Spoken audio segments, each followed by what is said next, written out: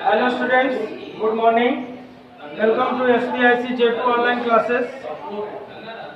इसके पिछले वीडियो में हमने रे ऑप्टिक्स में 2 चैप्टर्स खत्म कर दिए हैं, परावर्तन, गोली दर्पण और दूसरा चैप्टर गोली कृष्णों पर प्रकाश का अपवर्तन और लेंस विथ न्यूमेरिकल।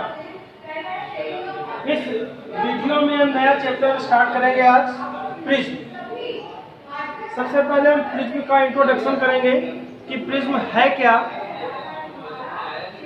इसके पृष्ठ क्या होते हैं, इसका मुख्य परिच्छेद क्या होता है, इसके विषय में सबसे पहले हम चर्चा करेंगे। और फिर इसके बाद इस चैप्टर का सबसे इम्पोर्टेंट डेरिवेशन है प्रिज्म द्वारा प्रकाश के अपवर्तन का सूत्र। डेरिवेशन इसके बाद में बताएंगे। तो सबसे पहले इस वीडियो में हम इंट्रोडक्शन ऑफ प्रिज्म कि प्रिज्म है क्या, प्रिज्म क्या होता है। आप जानते हैं कि प्रिज्म कांच का होता है, अर्थात एक समान एवं पारदर्शी माध्यम का भाग होता है प्रिज्म। यानी प्रिज्म एक समान एवं पारदर्शी माध्यम का भाग होता है जो किन्हीं 2 पृष्ठों द्वारा घिरा होता है, अर्थात वो पृष्ठ एक दूसरे अपने के बीच कुछ कोण बनाते हैं।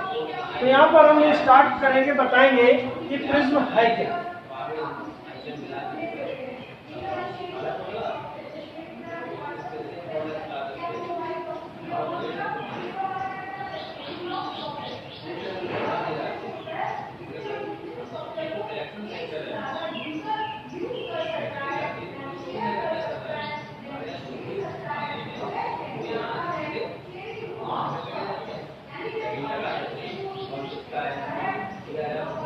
तो अभी देखिए, मैंने बताया कि प्रिज्म एक ऐसा एक समांगी एवं पारदर्शी माध्यम का भाग होता है जो किसी कोण पर झुके हुए 2 समतल पृष्ठों से घिरा होता है, प्रिज्म कहलाता है। तो यहाँ पर देखिए एक समतल पृष्ठ है, एक समतल पृष्ठ आपका P, Q, M, R। एक समतल पृष्ठ कौन सा है? P, Q, M, R। ठीक इसी प्रकार आपका एक समतल पृष्ठ है P, Q, M, S। ये 2 समतल पृष्ठ हैं और ये दोनों समतल पृष्ठ किसी कोण पर झुके हुए हैं, अर्थात प्रिज्म एक ऐसा एक समांगी एवं पारदर्शी माध्यम होता है जो माध्यम का भाग होता है जो किसी कोण पर झुके हुए 2 समतल पृष्ठों से घिरा होता है, प्रिज्म कहलाता है। तो यहाँ पर देख रहे हैं कि समतल पृष्ठों को हम अपवर्तक पृष्ठ कहते हैं, रिफ्रैक्टिंग सरफेस। रिफ्रैक्टिंग सरफेस, अगर हम इसको हिंदी में कहें तो अपवर्तक पृष्ठ।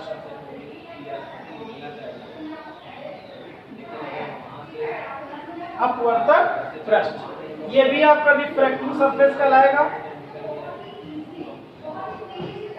रिफ्रैक्टिंग सरफेस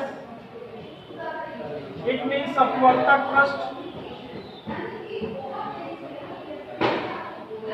और ये जो कोण देख रहे हैं आप, इन पृष्ठों के बीच जो कोण बनता है, इस कोण को हम अपवर्तक कोण कहते हैं, एंगल ऑफ रिफ्रैक्शन।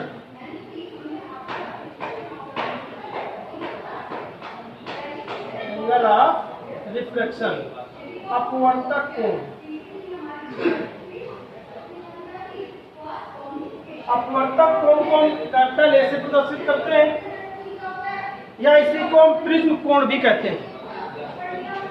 ये आपका प्रिज्म का मुख्य परिच्छेद कहलाता है, प्रिंसिपल सेक्शन। प्रिंसिपल सेक्शन, मुख्य परिच्छेद। तो यहाँ पर सबसे पहले हम ये जानेंगे कि रियल में प्रिज्म है क्या। तो यहाँ पर देख रहे हैं इसके 2 अपवर्तक पृष्ठ हैं P, Q, M, N PQMS। ये जो अपवर्तक पृष्ठ है जो किसी कोण पर झुके हुए हैं, और ये जो माध्यम है वो एक समान और पारदर्शी माध्यम है। तो हम यहाँ पर ये कह सकते हैं कि प्रिज्म एक ऐसा एक समांगी एवं पारदर्शी माध्यम होता है जो किसी कोण पर झुके हुए दो समतल पृष्ठों से घिरा होता है। इन समतल पृष्ठों को हम क्या कहते हैं? अपवर्तक पृष्ठ कहते हैं। इनके बीच बनने वाले कोण को अपवर्तक कोण या प्रिज्म कोण कहते हैं। तो प्रिज्म एक ऐसा एक समान एवं पारदर्शी माध्यम का भाग होता है जो किसी कोण पर झुके हुए दो समतल पृष्ठों से घिरा होता है। इन पृष्ठों को हम अपवर्तक पृष्ठ और इनके बीच बनने वाले कोण को अपवर्तक कोण कहते हैं। ये आपका प्रिज्म की संरचना है। प्रिज्म की संरचना त्रिभुजाकार होती है, जिसमें से इसके जो तीन आयताकार पृष्ठ होते हैं, तीन आयताकार पृष्ठ होते हैं इस प्रिज्म में, और दो त्रिभुजाकार होते हैं। तीन आयताकार पृष्ठ और दो त्रिभुजाकार पृष्ठ होते हैं। यहाँ पर देख रहे हैं कि एक त्रिभुजाकार पृष्ठ ये दिख रहा है, और एक आयताकार पृष्ठ ये, और एक आयताकार पृष्ठ ये कैसे घुमा होता है। तो इस प्रकार हम देख रहे हैं कि इसमें प्रिज्म में तीन आयताकार पृष्ठ और दो त्रिभुजाकार पृष्ठ होते हैं। जो कभी कभी ऑब्जेक्टिव प्रश्न में भी ये पूछ दिया जाता है कि प्रिज्म के कुल कितने पृष्ठ होते हैं। तो प्रिज्म के कुल कितने पृष्ठ की बात करें तो कुल पृष्ठों की संख्या कितनी होती है? 5। कुल पृष्ठों की संख्या कितनी होती है? 5, जिसमें से 3 आयताकार पृष्ठ होते हैं और 2 त्रिभुजाकार पृष्ठ होते हैं। इस प्रकार त्रिभुज की प्रिज्म की यह संरचना है। इस प्रकार देख रहे हैं कि ये जो दो समतल पृष्ठ आपको यहाँ पर दिख रहे हैं, इसके पीछे होगा जो दिख नहीं रहा है। इस प्रकार 3 आयताकार पृष्ठ होंगे। इन पृष्ठों को हम अपवर्तक पृष्ठ कहते हैं। अपवर्तक पृष्ठ पर ही प्रकाश की किरण एक पृष्ठ पर आपतित होती है और अपवर्तित होकर दूसरे पृष्ठ से निर्गत हो जाती है। तो यहाँ पर देख रहे हैं कि इस प्रकार ये अपवर्तक पृष्ठ कहलाते हैं और इनके बीच बनने वाला कोण अपवर्तक कोण कहलाता है। तो यहाँ पर इसके कुछ पॉइंट्स हैं वो क्लियर कर दें। जिस पृष्ठ पर प्रकाश की किरण आपतित होती है और अपवर्तन के पश्चात जिस पृष्ठ से निर्गत हो जाती है वो पृष्ठ इसके क्या कहलाते हैं? अपवर्तक पृष्ठ कहलाते हैं। अपवर्तक पृष्ठ कहलाते हैं। नंबर 2, यहाँ पर देख रहे हैं कि जब प्रिज्म को किसी सतह पर रखा जाता है तो त्रिभुजाकार पृष्ठ जो होते हैं, इसके त्रिभुजाकार पृष्ठ क्षैतिज और आयताकार पृष्ठ सदैव ऊर्ध्वाधर रखा जाता है। यानी आयताकार पृष्ठ सदैव कैसे होते हैं? ऊर्ध्वाधर, और त्रिभुजाकार पृष्ठ सदैव कैसे होते हैं? क्षैतिज। तो इस प्रकार जो संरचना देख रहे हैं, ये संरचना आपकी इसकी प्रिंसिपल सेक्शन अर्थात इसका मुख्य परिच्छेद कहलाता है। तो मुख्य परिच्छेद क्या होता है? फिर से समझ लें कि त्रिभुज के आकार की जो संरचना होती है वो क्षैतिज, और आयताकार पृष्ठ की जो संरचना होती है वो ऊर्ध्वाधर होती है। इनसे जो पृष्ठ मिले होते हैं अर्थात जो आधार के तरीके से एक प्रकार से व्यक्त किया जाता है या कार्य कर रहा होता है, उसको हम प्रिज्म का मुख्य परिच्छेद कहते हैं। तीसरा पॉइंट है त्रिभुज प्रिज्म में से प्रिज्म की संरचना समबाहु प्रिज्म की भी हो सकती है। समबाहु प्रिज्म, जिसमें से समबाहु प्रिज्म जानते हैं कि प्रिज्म का कोण A की वैल्यू 60 डिग्री होती है। समबाहु प्रिज्म में प्रिज्म कोण या अपवर्तक कोण का मान 60 डिग्री। समकोण प्रिज्म, यह आपका समकोण प्रिज्म कहलाता है।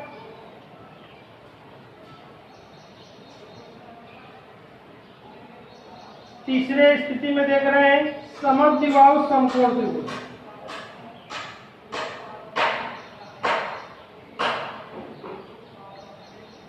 समद्विबाहु समकोण प्रिज्म। और समद्विबाहु समकोण प्रिज्म में प्रिज्म कोण की वैल्यू 45 डिग्री होती है और इसमें प्रिज्म कोण की वैल्यू 60 डिग्री होती है। तो ये आपकी प्रिज्म का इंट्रोडक्शन रहा। अभी हमने बताया कि प्रिज्म एक ऐसा समान एवं पारदर्शी माध्यम होता है या भाग होता है जो किसी कोण पर झुके हुए दो समतल पृष्ठों से घिरा होता है। इन पृष्ठों को ही हम अपवर्तक पृष्ठ कहते हैं और इनके बीच बनने वाले कोण को प्रिज्म कोण या प्रिज्म का अपवर्तक कोण कहते हैं। तो यहाँ पर पी क्यू एम आपका क्या कहलाता है? अपवर्तक पृष्ठ। ठीक, पी क्यू एम एस भी आपका क्या कहलाता है? अपवर्तक पृष्ठ। और इनके बीच बनने वाला ये कोण आपका क्या कहलाता है? अपवर्तक कोण।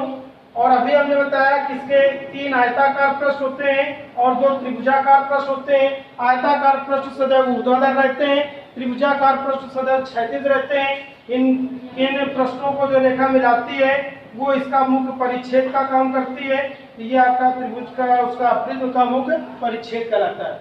प्रिज्म के संरचना के आधार पर 3 भागों में बांटा गया है। एक आपका समबाहु प्रिज्म कहलाता है। समबाहु प्रिज्म में प्रिज्म का कोण 1/60 डिग्री होता है और समद्विबाहु समकोण प्रिज्म में प्रिज्म कोण 1/45 डिग्री होता है। अब यहाँ पर थोड़ा सा हम समझेंगे कि विचलन कोण क्या होता है। विचलन कोण किसे कहते हैं?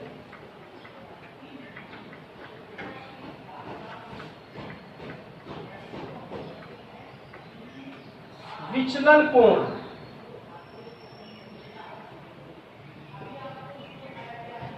Angle of deviation. विचलन कोण ये आपका प्रिज्म है ए बी सी। और आप जानते हैं कि प्रिज्म में 2 घटनाएं होती हैं। एक होता है विचलन और दूसरा वर्ण विक्षेपण। क्योंकि प्रिज्म के पृष्ठ समतल होते हैं, समतल पृष्ठों में प्रकाश का अपवर्तन होता है। तो प्रिज्म में 2 घटनाएं होती हैं, विचलन और वर्ण विक्षेपण की। तो यहाँ पर हम पढ़ने जा रहे हैं विचलन क्या होता है, अर्थात विचलन कोण किसे कहते हैं। तो यहाँ पर देखिए, एक आपका समतल पृष्ठ AB है और दूसरा समतल पृष्ठ AC है। इस पृष्ठ AB पर कोई एक प्रकाश की किरण PQ आपतित होती है और इस समतल पृष्ठ AB पर आपतित होती है। ये इस पृष्ठ पर अभिलंब का कार्य करता है, इसको हम नॉर्मल पृष्ठ कह सकते हैं। और आप जानते हैं इसके चारों ओर कौन सा माध्यम है? एयर का। और ये कौन सा माध्यम है? ग्लास का। अर्थात ये सघन माध्यम है और ये विरल माध्यम। अपवर्तन के नियम में आपने पढ़ा है कि जब कोई प्रकाश की किरण विरल माध्यम से सघन माध्यम में जाती है तो अभिलंब की ओर झुक जाती है।